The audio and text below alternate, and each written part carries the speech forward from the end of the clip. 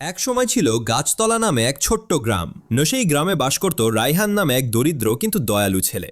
তার দয়া আর সততা তাকে একদিন নিয়ে গেল এমন এক রহস্যময় জগতে যা মানুষের চোখে পড়ে না, বনপরীর জাদুর জগতে।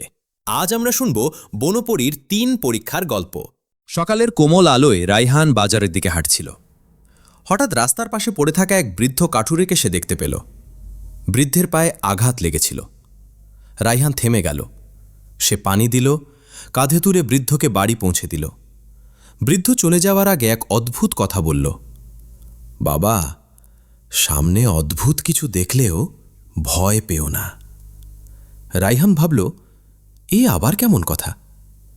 বনের ভিতর রায়হান যখন কাঠ কাটছিল, হঠাৎ চারদিকে অদ্ভুত আলো ছড়িয়ে পড়ল।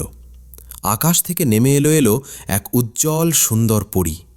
পরী বলল, আমি বনপরী লাজিমা। তুমি আজ একজন বিপদে থাকা মানুষকে সাহায্য করেছ, তাই তোমাকে ৩টি পরীক্ষা দেব। প্রতিটি পরীক্ষায় উত্তীর্ণ হলে পাবে এক অমূল্য পুরস্কার।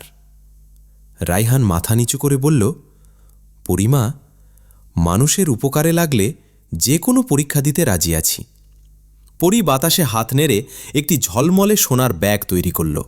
পরী বলল, এই ব্যাগ তোমার সামনে পড়ে আছে, কিন্তু এটি তোমার নয়, এটি তোমার চাচাতো ভাই রহিমের। যদি তুমি সত্য কথা বলো তবে তুমি প্রথম পরীক্ষায় উত্তীর্ণ হবে। রায়হান স্বর্ণের ব্যাগ তুলে নিয়ে নরম কণ্ঠে বলল, পরীমা, এটা আমার নয়, আমি রহিমকে ফিরিয়ে দেব। পরীর মুখে হাসি ফুটল। সে বলল, তুমি লোভ জয় করতে পেরেছ, প্রথম পরীক্ষা শেষ। পরী রায়হানকে নিয়ে গেল গ্রামের ঐন্দ্রিলার বাড়িতে। ঐন্দ্রিলা অসুস্থ, তার ওষুধ কেনার টাকা নেই। রায়হানের পকেটে আছে মাত্র কয়েকটা টাকা, যা দিয়ে সে নিজের খাবার কিনবে ভেবেছিল।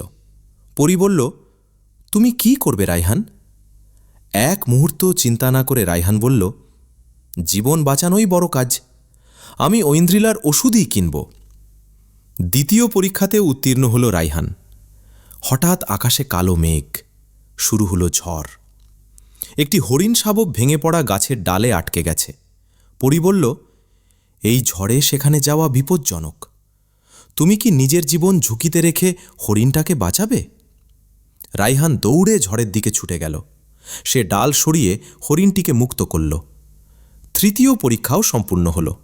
বনপরী আবেগে বলল, সাহস, দয়া আর সততা, তোমার ৩ গুণই আমাকে জয় করেছে। পরী আকাশ থেকে জাদুর আলো নামিয়ে একটি কলস রায়হানের হাতে তুলে দিল।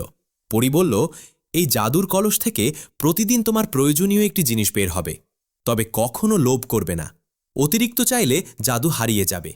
রায়হান কৃতজ্ঞভাবে বলল, পরীমা, কলসের শক্তি আমি শুধু মানুষের উপকারেই ব্যবহার করব।